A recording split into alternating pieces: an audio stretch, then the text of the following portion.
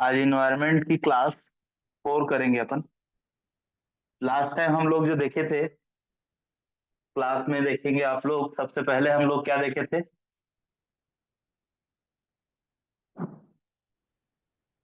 Last class जो, गोल sorry, सबसे पहले क्या देखे थे अपन लोग?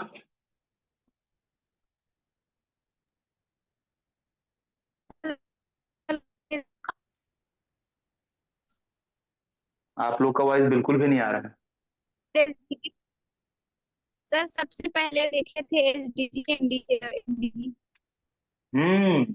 ठीक है। सबसे पहला क्लास में हम लोग देखे कि एमडीजी क्या होता है ना? कौन कौन से एमडीजी है हमारे, मिलेनियम डेवलपमेंट गोल। फिर सेकंड क्लास हमारी जो थी वो थी एसडीजी पे, है ना, सस्टेनेबल डेवलपमेंट गोल। लास्ट जो क्लास अपन किए थे, थर्ड क्लास, उसमें हम लोग देखे थे पॉल्यूशन। कौन कौन से पॉल्यूशन हम लोग देखे थे?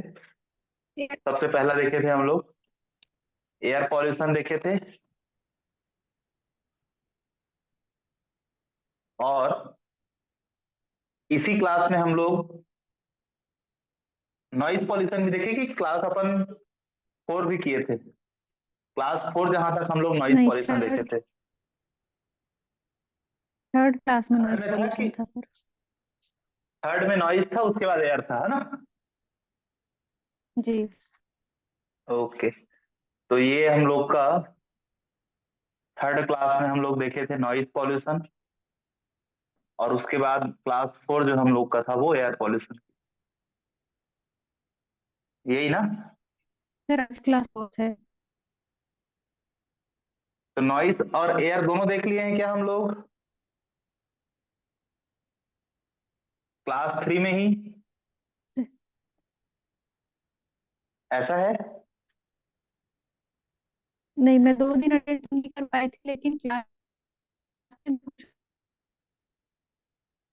एयर चलिए, कोई पोल्यूशन दिक्कत वो नहीं है। किसी सेकंड क्लास में एंगेज होगा। अच्छा, तो कोई ना कोई एक क्लास में एयर पॉल्यूशन भी अपन कवर कर लिए थे, है ना?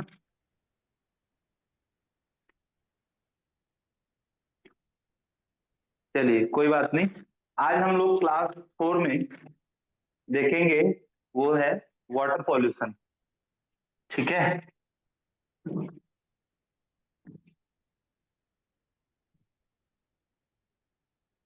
वाटर पॉल्यूशन, तो वाटर पॉल्यूशन जो है वो आज हम जानेंगे कि क्या होता है।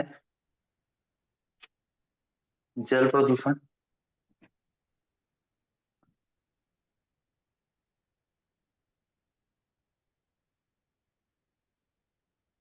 सबसे पहली बात ये है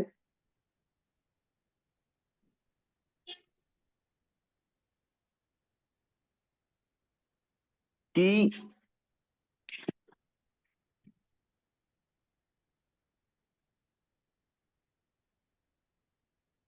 डिसॉल्व ऑक्सीजन जो होता है, डिसॉल्व ऑक्सीजन, जिसको हम लोग डीओ से डिनोट करते हैं, ये जो होता है एक तरह से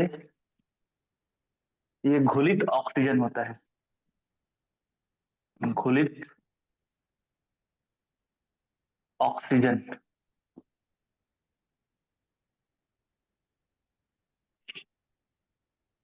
और डीओ जो है, डिसॉल्व ऑक्सीजन, ये पानी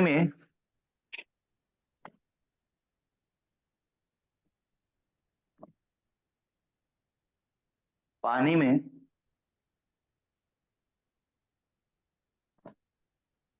घुली ऑक्सीजन की मात्रा जो है वो mg1 है। अगली बात यह है कि यदि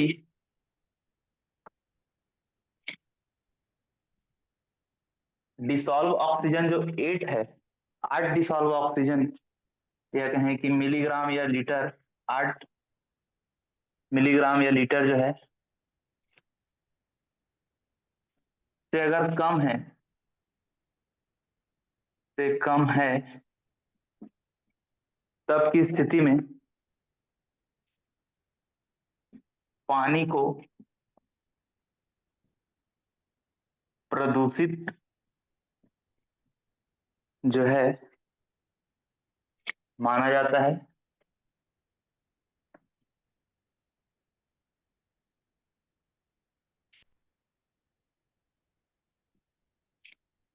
और साथ ही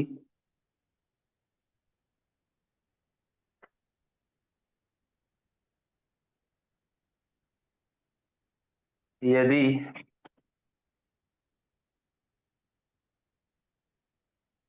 डिसॉल्व ऑक्सीजन 4 मिलीग्राम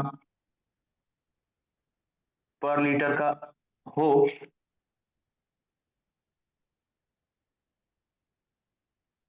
तब की स्थिति में इससे कम हो, 4 मिलीग्राम पर लीटर से कम हो, तब की स्थिति में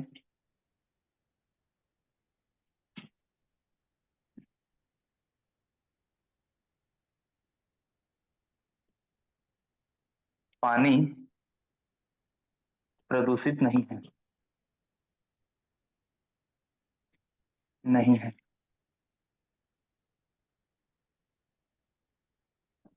पानी में जो है गैस की घुलनशीलता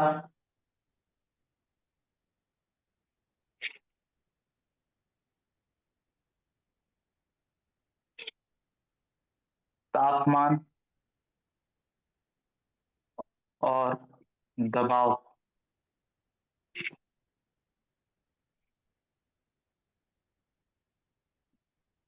पर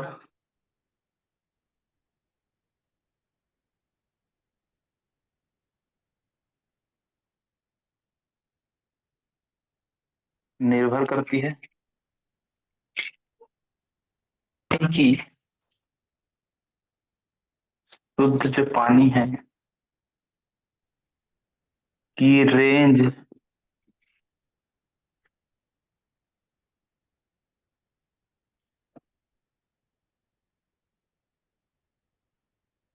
सामान्य जो डीओ रेंज है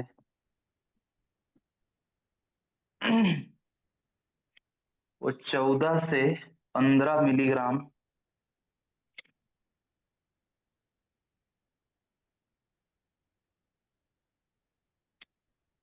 पर लीटर से 8 मिलीग्राम पर लीटर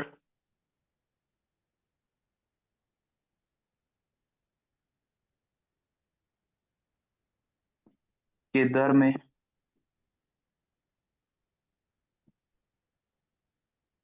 वृद्धि ऑक्सीजन की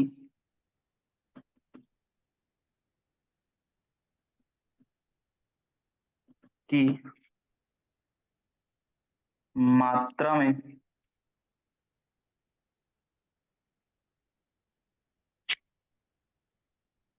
आवश्यक सॉरी ऑक्सीजन की मात्रा में, ऑक्सीजन की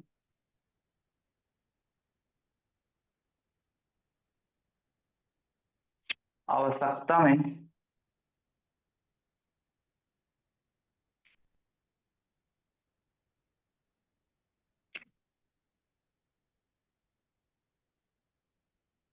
वृद्धि और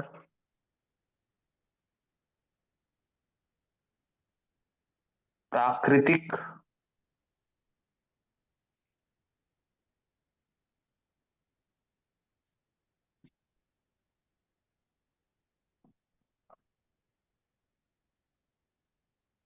वातन में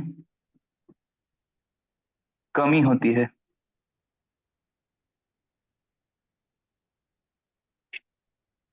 अब 1 मिनट के लिए समझना है कि ये है क्या। तो सबसे पहली चीज ये जानना है कि जो डिसॉल्व ऑक्सीजन होता है वो एक तरह से घुलित ऑक्सीजन है जो जल को प्रदूषित करता है, और जो डीओ है, डिसॉल्व ऑक्सीजन है, वो पानी में ऑक्सीजन की मात्रा जो होती है वो मिलीग्राम एक होती है। डिसॉल्व ऑक्सीजन में ऑक्सीजन की मात्रा जो है वो पर मतलब 1 लीटर के हिसाब से एमजी में 1 mg होती है।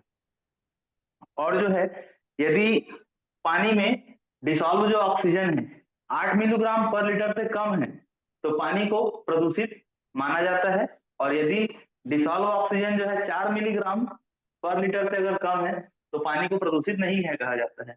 और पानी जो है वो गैस की घुलनशीलता जो है तापमान और दबाव पर निर्भर करती है, और शुद्ध पानी की जो रेंज है वो सामान्य रेंज जो है वो 14 से 15 मिलीग्राम पर लीटर से 8 मिलीग्राम पर लीटर के दर में वृद्धि ऑक्सीजन की जो आवश्यकता है वो वृद्धि आवश्यकता की प्राकृतिक वातावरण में कमी होती है। इसका मतलब ये है जो पानी को जो ऑक्सीजन की जो जरूरत होती है वो कहीं ना कहीं 14 से 15 मिलीग्राम पर लीटर और 8 मिलीग्राम पर लीटर के हिसाब से अगर रहता है कोई तो उसमें पानी में ऑक्सीजन की जो आवश्यकता है वो होती है, ऐसा लिखा है ये। ठीक है। अब एक चीज होता है बीओडी, मैं समझाता हूँ कि बीओडी क्या है। इसको लिख लिए क्या आप लोग? जी सर।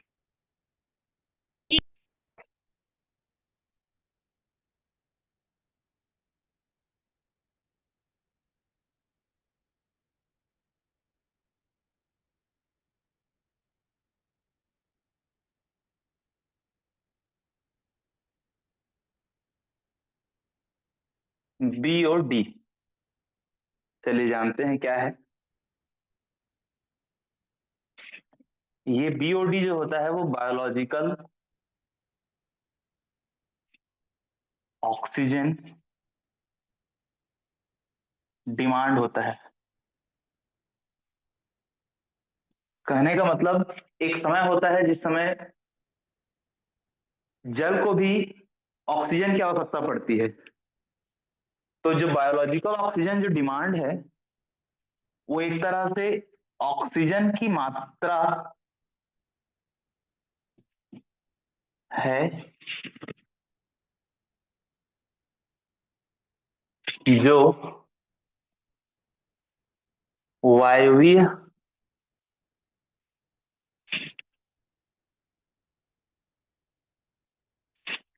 जीव को जीव को बायोडिग्रेडेबल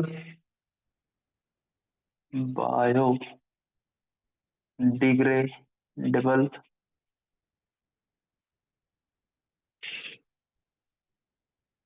यौगिकों को यौगिकों को CO2 कार्बन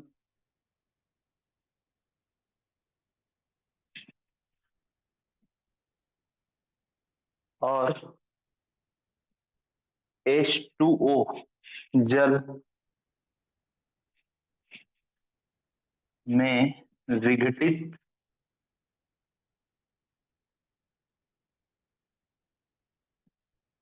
करने के लिए आवश्यक होती है।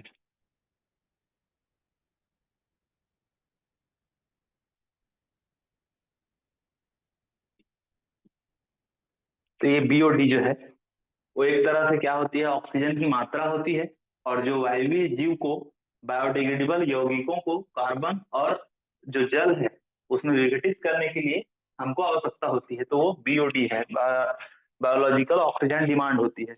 अब जानते हैं कि सीओडी क्या होता है। तो सीओडी जो होता है वो केमिकल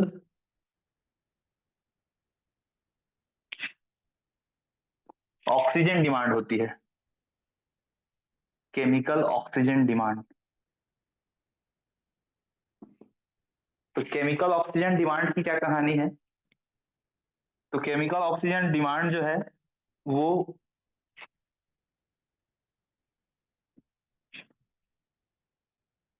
एक ऐसी जरूरत है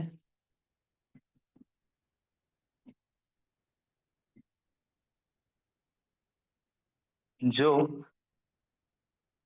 जैविक या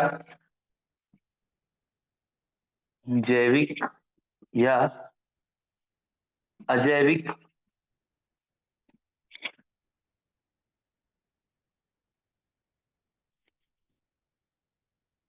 अपघटन को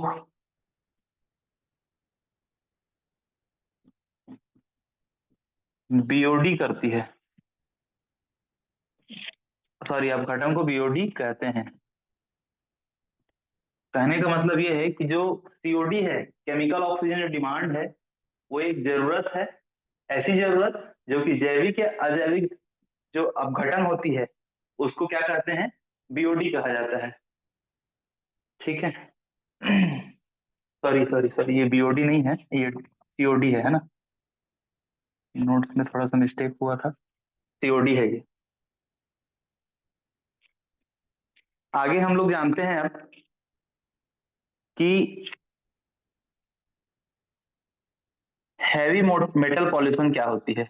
हैवी मेटल पॉल्यूशन, इसको हिंदी में कह सकते हैं भारी धातु प्रदूषण। भारी धातु प्रदूषण।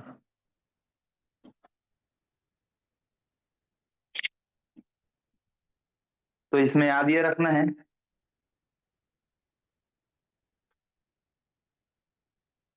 कि वे धातुएं वे धातुएं जो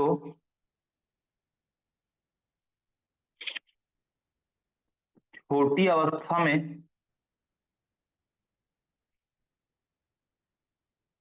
भी अत्यधिक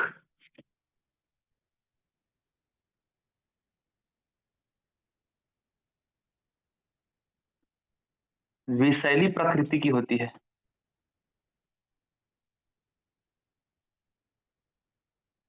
विषैली प्रकृति की होती है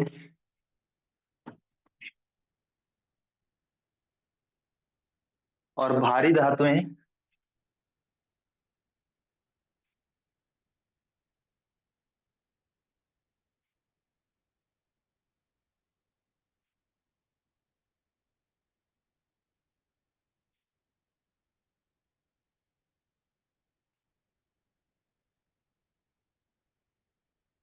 अधिकांश जो हैं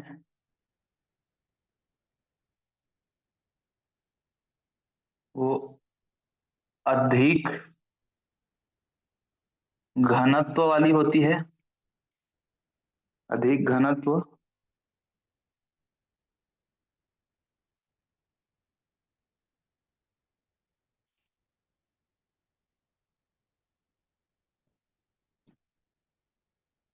जो पानी के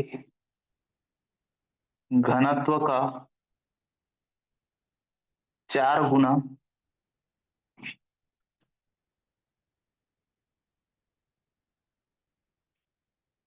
अधिक होता है।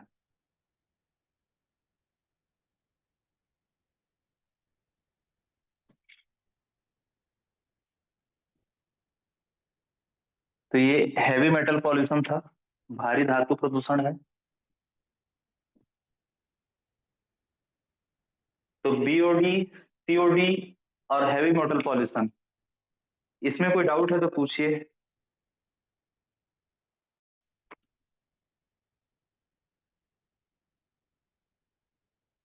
इसके बाद हम लोग कुछ इंपॉर्टेंट टॉपिक को समझते हैं जो लास्ट एग्जाम में पूछा जाता है, पूछा गया था भी। ये लिख लिए क्या आप लोग? जी सर। ओके।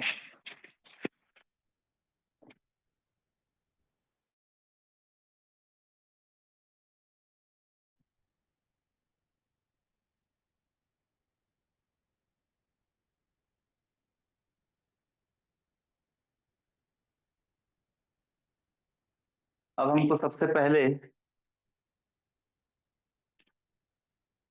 जानना है मर्क्यूरी के बारे में। जो मरकरी होता है इसको हिंदी में बोला जाता है पारा।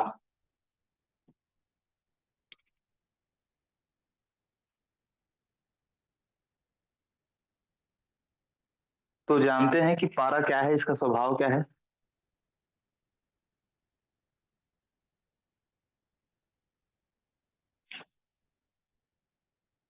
तो मौलिक जो पारा होती है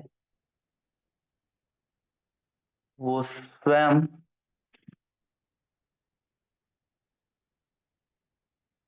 विषाक्त नहीं है, विषाक्त नहीं है, लेकिन पारा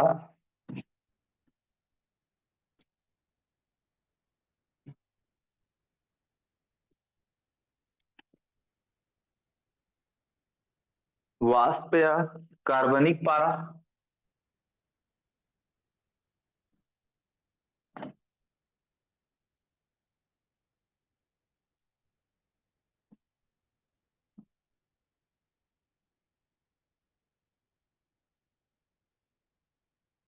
जिसको CH3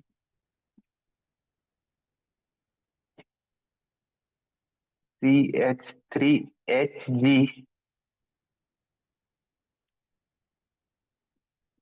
के अन्य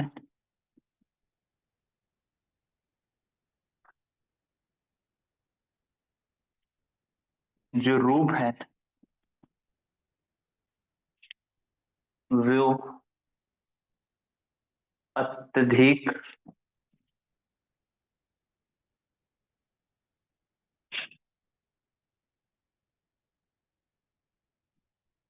जहरीली होती है,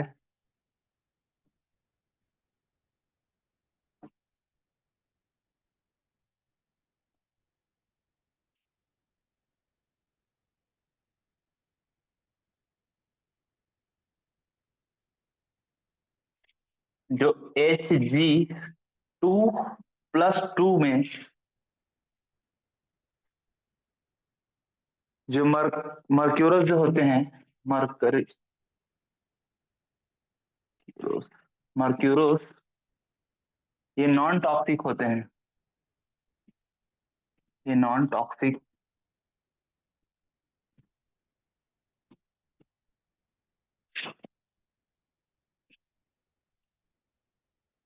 होते हैं। और Hg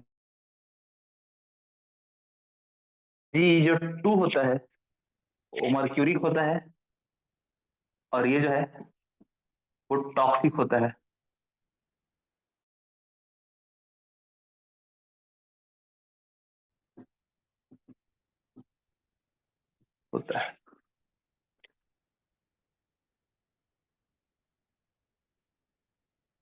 इसके बाद हम लोग जानते हैं कि मीना माता जो डिसीज है उसके बारे में, जिसमें CH3Hg का जो है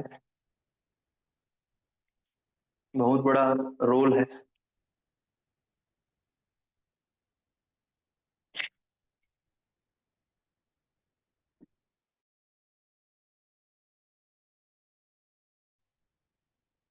मीना माता डिसीज,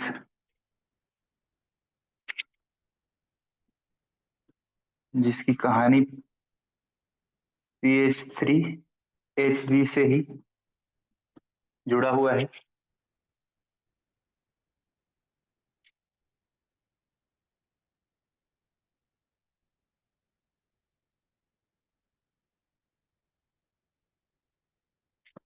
तो जो पानी की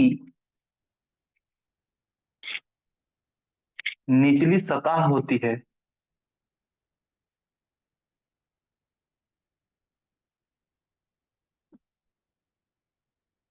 जिसे हम तलछट बोलते हैं। उस तलछट में रहने वाले जो अवायवीय बैक्टीरिया हैं, अवायवीय बैक्टीरिया, तो इस अवायवीय जो बैक्टीरिया होते हैं वो अघुलनशील तत्व,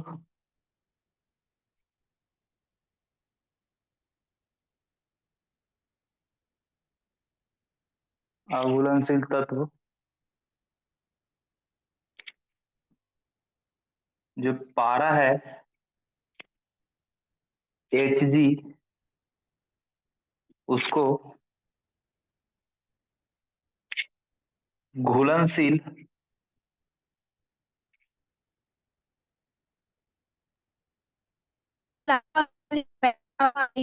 मतलब कि बैंगनी है।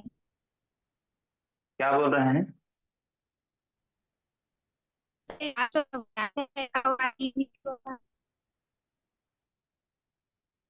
थोड़ा सा नेटवर्क में आइए ना, आप लोग का आवाज सुनाई नहीं दे रहा है। शायद मेरा आवाज आप लोग को सुनाई देता है कि नहीं, मेरे को तो पूछता हूँ फिर भी उसके बाद भी क्लियर नहीं समझ में आता है। हाँ सर, ये बैंगरिंग लिखा है बोल रही हूँ।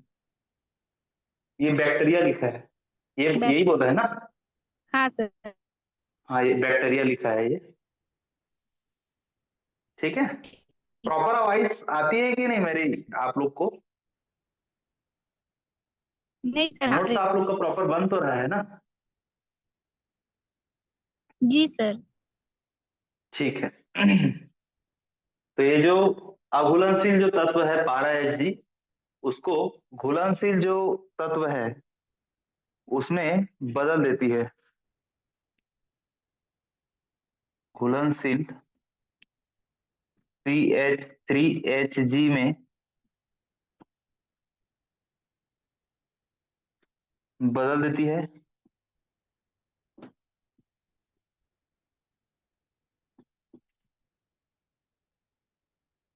जो पानी से अवशोषण के बाद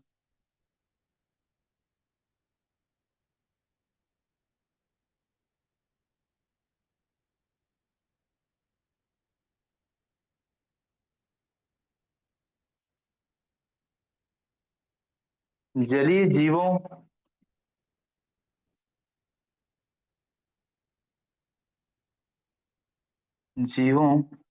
में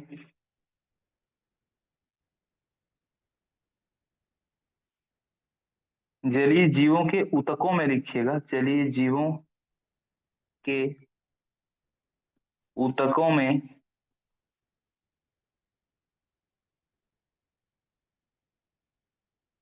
जमा हो जाती है, जमा हो जाती है।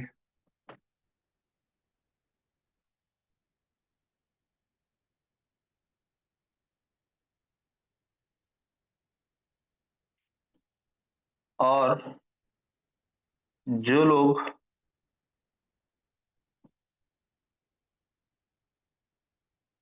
ये जीवों को खाते हैं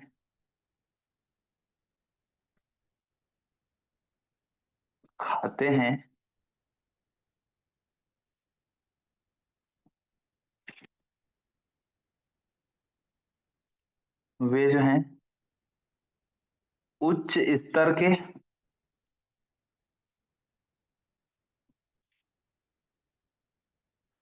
जहरीली रसायन,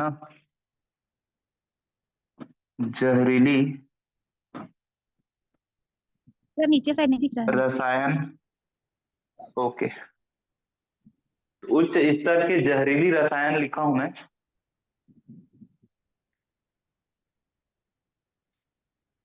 के संपर्क में आ जाते हैं, के संपर्क में आ जाते हैं, जिसे क्या कहा जाता है? मीना माता डिसीज कहा जाता है, या कहें कि मीना माता रोग कहा जाता है।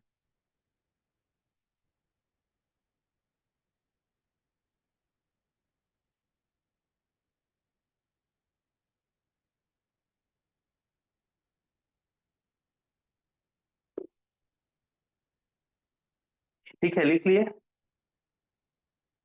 जी सर। चलिए, इसके बाद दूसरे रोग के बारे में हम जानते हैं, जिसको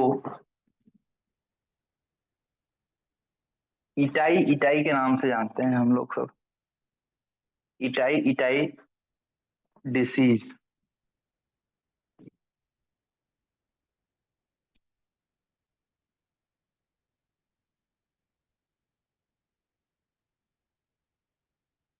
तो अभी तो हम लोग पढ़े CH3HG, है ना, जो पारा है उसके बारे में। अब हम लोग इसके बाद पढ़ेंगे कैडमियम के बारे में।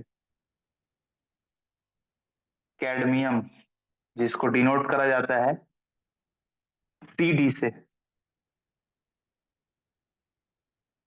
तो जो कैडमियम है, इससे होने वाले जो रोग है उसको कहा जाता है इटाई इटाई।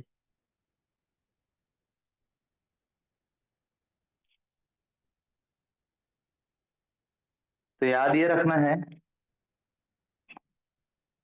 कि 1946 में जापान में खदानों के द्वारा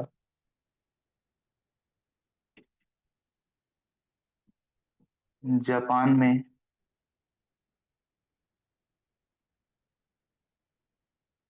खदानों के द्वारा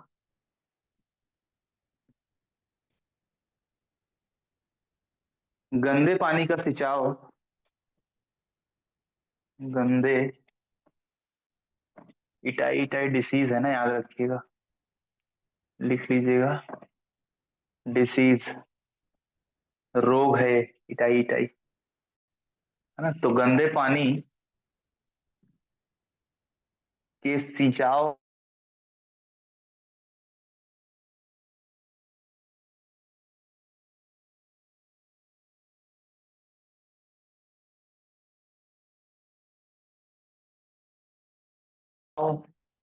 के कृषि फसलों में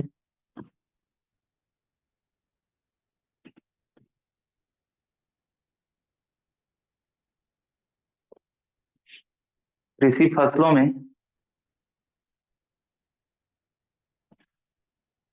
कैडमियम प्रवेश करता है, प्रवेश के कारण ये जो रोग है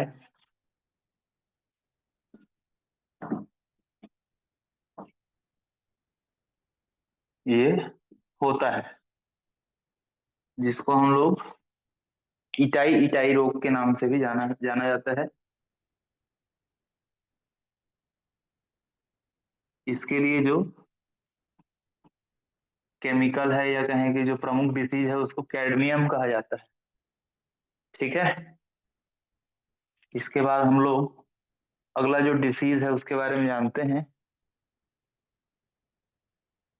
जो डिसीज आर्सेनिक से होता है, तो आर्सेनिक को डिनोट किया जाता है AS से। अब जानते हैं कि आर्सेनिक से क्या प्रभाव पड़ता है।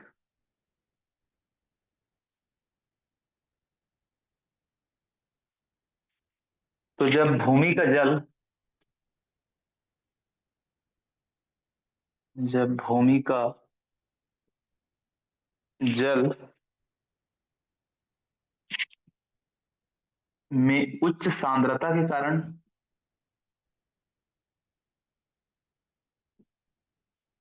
सांद्रता के कारण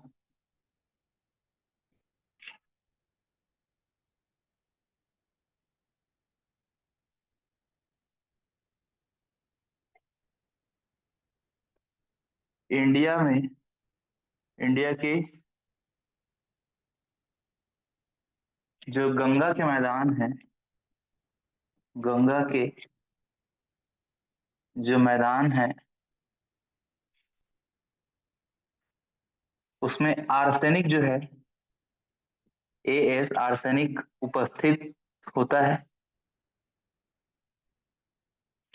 और इस AS की जो उपस्थित होने के कारण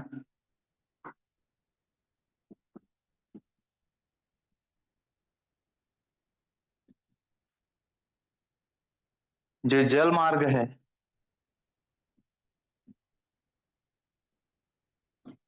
इस जल मार्ग में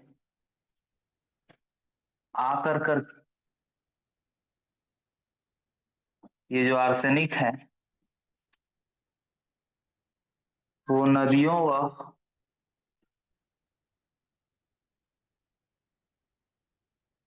रिसाव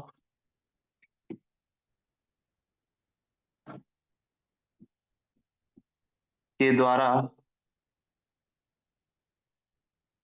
पूरे स्थान पर फैल रही है। और इस आर्सेनिक के कारण प्रभाव क्या क्या पड़ रहा है, तो सबसे पहला तो ये कि जो नाखून होते हैं वो नाखून काले पड़ जाते हैं। आप लोग देखे होंगे कि नाखून का ऊपरी हिस्सा या नीचे हिस्सा जो काला पड़ जाता है, चाहे वो हाथ का हो चाहे वो पैर का हो, अक्सर पैर का देखा जाता है।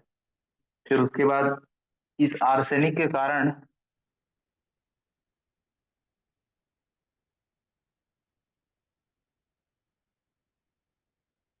त्वचा कैंसर भी हो सकती है। और इसका अगला नुकसान जो है वो हमारे किडनी पर भी होती है, किडनी को भी नुकसान होता है। तो ये प्रमुख जो नुकसान थे ये आर्सेनिक के थे। जो गंगा नदी के मैदान है, खाड़ी कहें जिसको, है ना, उस गंगा के मैदान पर जो उपस्थित होते हैं आर्सेनिक, और यही जो है वो जल में मिल जाते हैं। और कहीं पे नदी में कुछ रिसाव के कारण, या कहें कि नदी के जब जल जो है कहीं फैलती है तो उससे आर्सेनिक जो है आपस में अपना फैलाव के कारण ये लोगों को इन सारे बीमारियों को फैला रही है। ठीक है, अब इसके बाद हम लोग अगले डिसीज के बारे में जानेंगे। इसको लिख लिए क्या आप लोग? जी।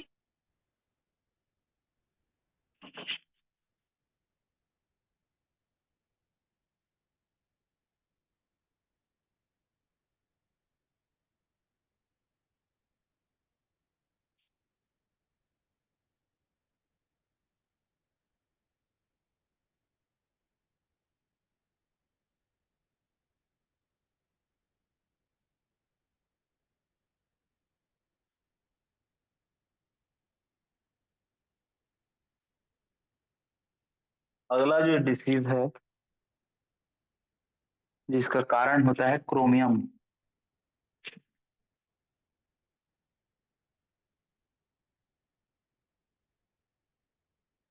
तो जो क्रोमियम है इसको डोनेट किया जाता है सी आर से,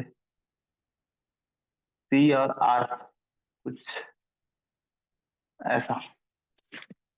तो ये जो सी आर क्रोमियम होता है इसका सोर्स क्या होता है, कहाँ से आता है, पहले इसके बारे में जान लें।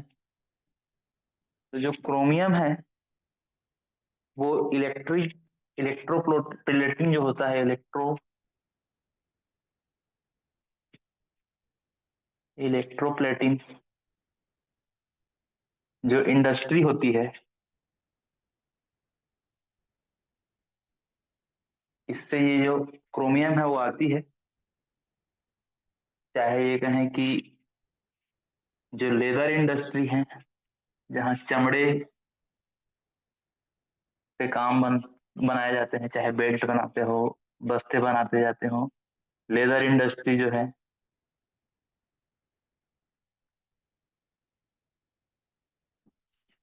अगला जो है स्टील इंडस्ट्री जो होते हैं, स्टील इंडस्ट्री, ये प्रमुख सोर्स हैं जिससे क्रोमियम जो है वो उत्पन्न होता है। और क्रोमियम एक ऐसा धातु है, या कहें कि ऐसा एक प्रदूषण का कारक है जिससे हमारे किडनी को नुकसान पहुंचता है। किडनी को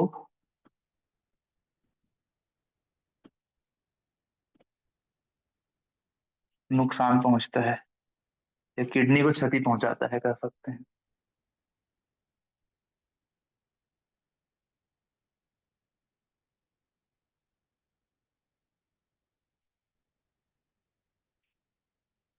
अगला एक चीज है जिसको हम लोग डीडीटी के नाम से जानते हैं। तो डीडीटी क्या है?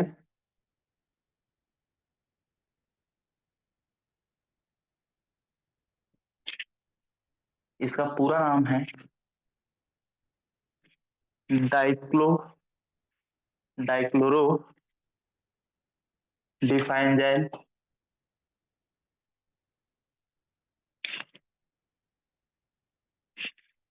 डिफाइनजाइल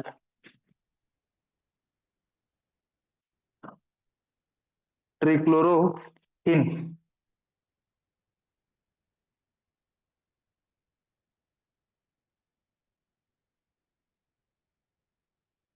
इसको शॉर्ट में डीडीटी के नाम से जानते हैं। तो ये डीडीटी जो है वो क्या है?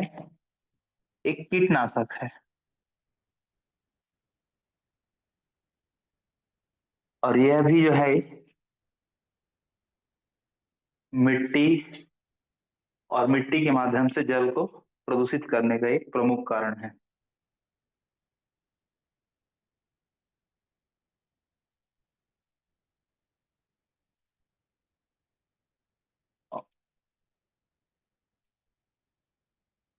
इतना चीज रहा जल प्रदूषण के बारे में। अब थोड़ा सा हम लोग मृदा प्रदूषण के बारे में जानते हैं।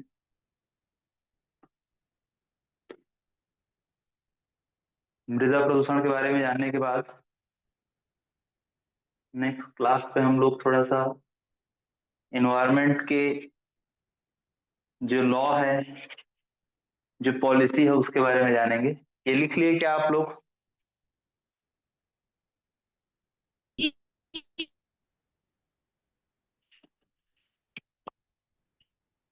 ये सभी जल प्रदूषण के प्रमुख कारण थे। और ये जल प्रदूषण के साथ साथ मानव शरीर को भी नुकसान पहुंचाते हैं। ऐसे प्रदूषकों का हम लोग अभी नाम पढ़े हैं। इसके बाद चलिए हम लोग जानते हैं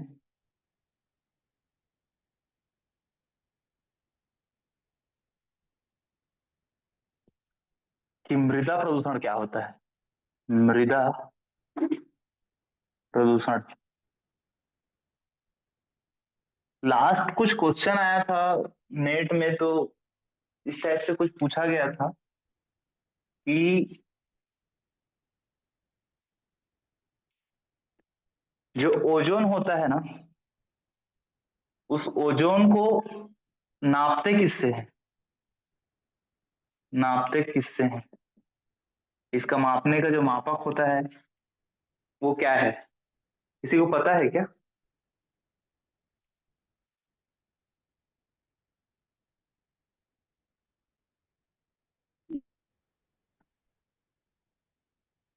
ये नाम है उसका,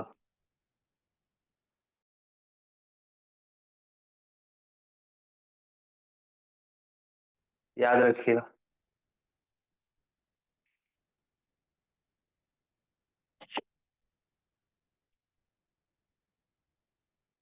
चलिए, मृदा प्रदूषण, सॉइल पॉल्यूशन के बारे में जानते हैं आप। सॉइल पॉल्यूशन, तो जो मृदा प्रदूषण होता है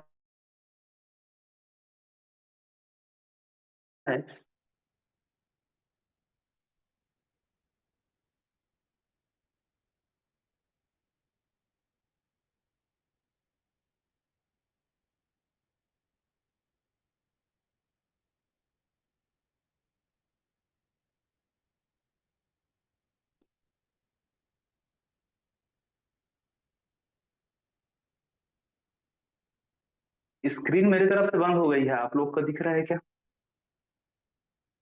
सर थोड़ा ब्लर दिख रहा है, थोड़ा सा कट रहा था। ऐसा क्या?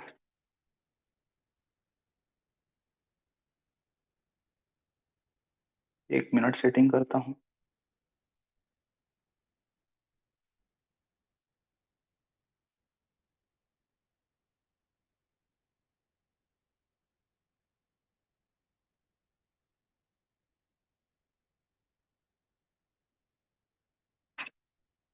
अब दिख रहा है क्या?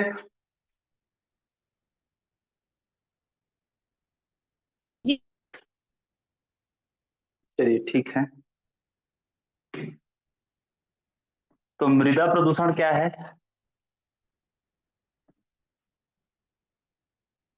मृदा प्रदूषण जो है,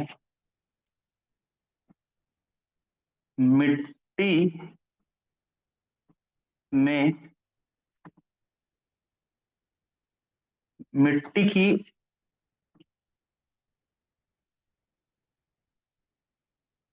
उपजाऊ क्षमता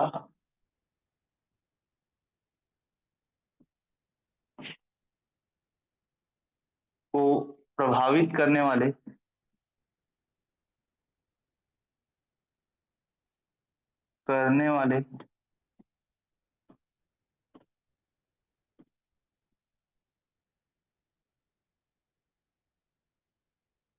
जो कारक हैं,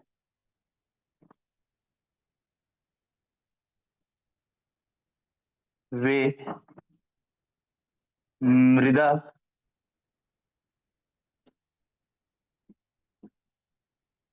प्रदूषण के वांछनीय कारक हैं।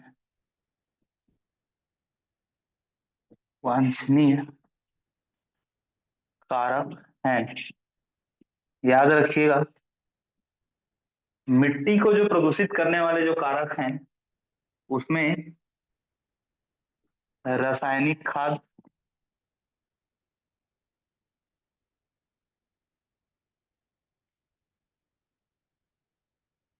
और इसमें कीटनाशक,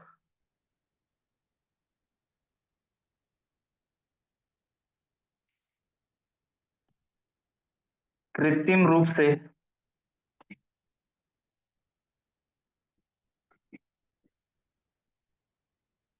प्रयोग होने वाले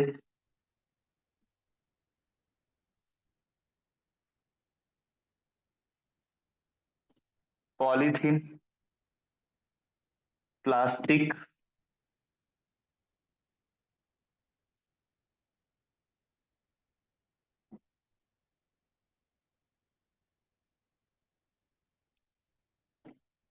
औद्योगिक अपशिष्ट,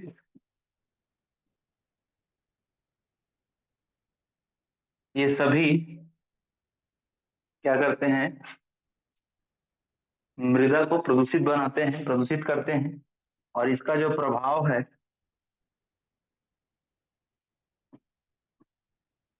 मुख्य रूप से मानव झेलता है, क्योंकि मिट्टी में ही खाद्य जो सामग्री है, खाद्य जो पदार्थ है, चाहे वो कहें कि आप सब्जी, चाहे वो कहें अन्न, कोई भी जब इंसान जो ये जो चीजों को ग्रहण करता है, चावल को, गेहूं को, और भी कई सारे हरी साग सब्जी को, तो ये मानव जो है मिट्टी में ही उगे हुए चीजों को अपने जीवन में उपभोग करता है। और वो मानव जीवन में ये जो मृदा प्रदूषण है, उसके माध्यम से बीमारी को भी आज आमंत्रण देता है, कहना चाहिए, जिसके माध्यम से पूरा पूरा मानव जीवन का जो शरीर है वो प्रभावित हो रहा है। दूसरा चीज, जीव जंतु इससे प्रभावित हो रहे हैं। जीव जंतु से लेके जो व्यक्ति हैं, वहां तक कि देखेंगे कि आप आज आयु जो है वो कम हो गई है, क्योंकि खान पान, मिट्टी की जो उपजाऊ क्षमता है, उर्वरा शक्ति है, वो सब कम होते जा रही है। और कहीं ना कहीं ये मानव जीवन, जीव जंतु से लेकर के संपूर्ण प्रदूषण का एक प्रमुख कारक हो गए हैं। ठीक है, तो ये था मृदा प्रदूषण।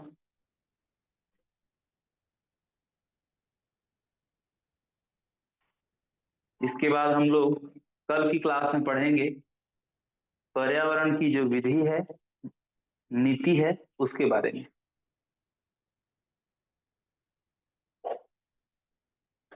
ये लिख लिए क्या?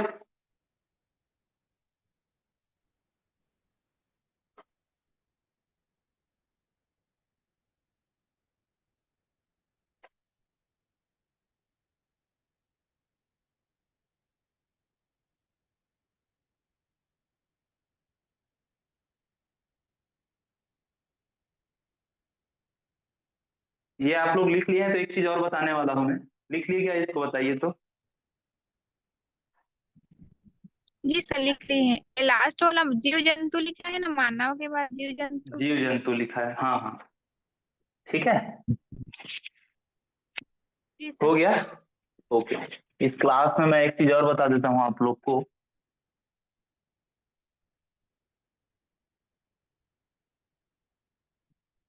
ओजोन से संबंधित है वो भी।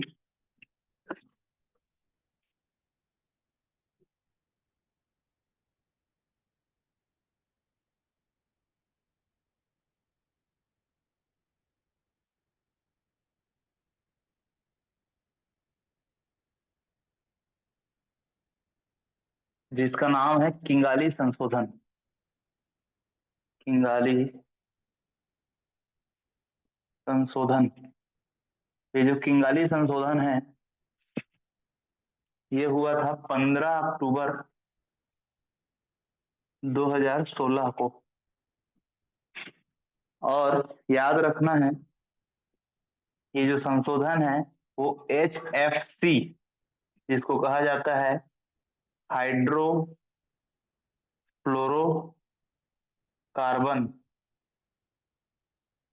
तो ये जो हाइड्रोफ्लोरोकार्बन है HFC, इसके संबंध में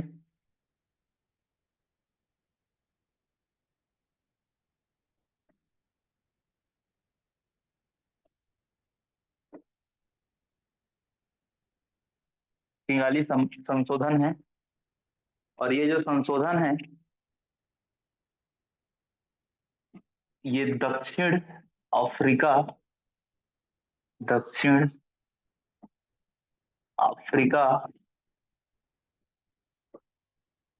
में मॉन्ट्रियल प्रोटोकॉल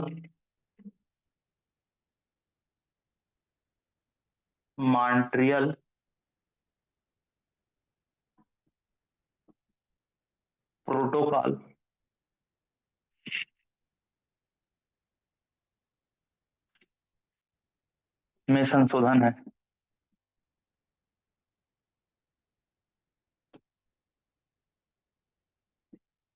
और मॉन्ट्रियल जो प्रोटोकॉल है, उसके बारे में अगर हम लोग जाने तो मॉन्ट्रियल प्रोटोकॉल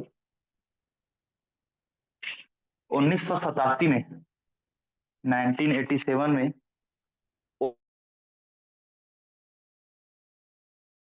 ओजोन क्षयकारी पदार्थों ओजोन क्षयकारी पदार्थों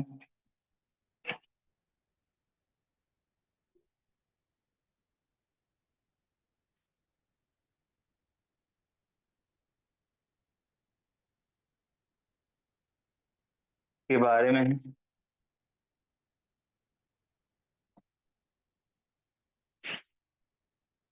और क्योटो प्रोटोकॉल जो है, क्योटो प्रोटोकॉल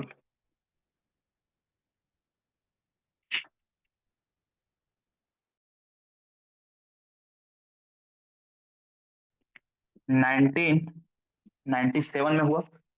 और ये जो है वो ग्रीन हाउस जो गैस होते हैं, वो ग्रीन हाउस गैस के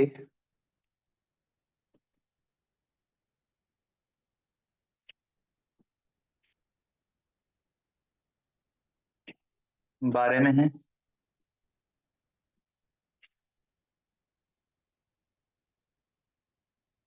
और क्योटो प्रोटोकॉल के दौरान, क्योटो प्रोटोकॉल के दौरान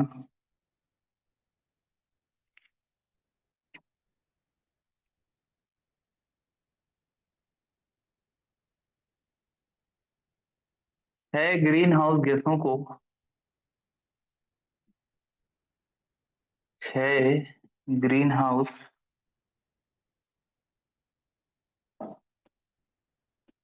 गैसों को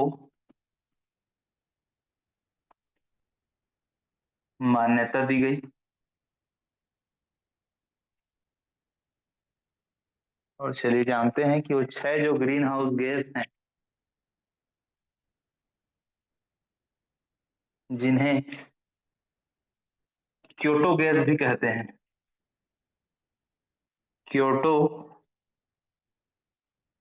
गैस भी कहते हैं।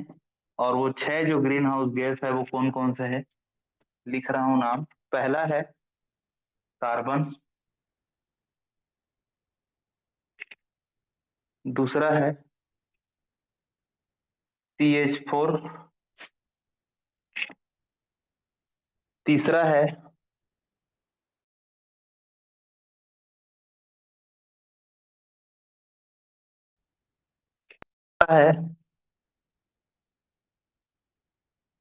HFC,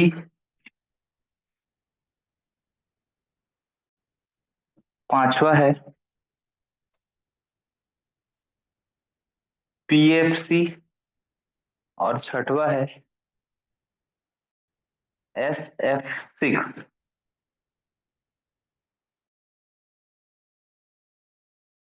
पूछ सकता है ऐसा क्वेश्चन।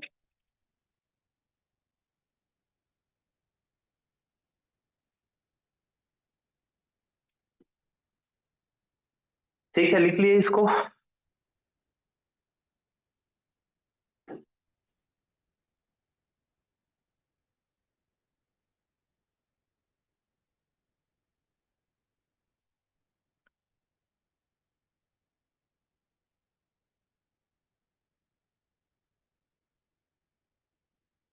हो गया क्या?